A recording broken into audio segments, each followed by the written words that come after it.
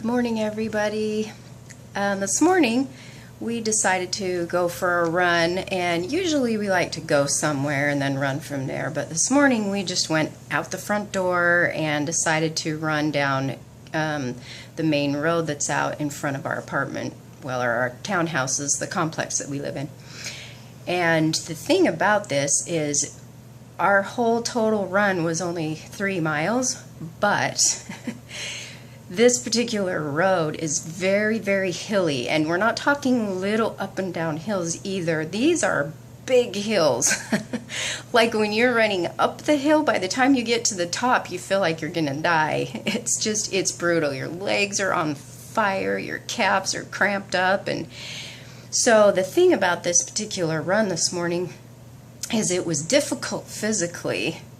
And because, as I've said before, you know, I'm kind of a novice runner. I'm just getting used to it again, and it's something that's kind of difficult for me. But I'm working on getting better at it.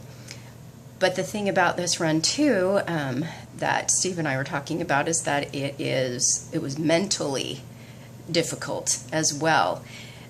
Lots of times, I think when you're doing some kind of a workout or anything really that looks daunting or is a little bit tough, you have to get your mind right. You know, you have to prepare for it mentally too. And so I oftentimes will talk to myself in my head and tell myself positive things, you know, like, you can do this run. This is a piece of cake compared to some of the stuff you've done. You know, you've done this program and that program, and you've done this before. You can do this.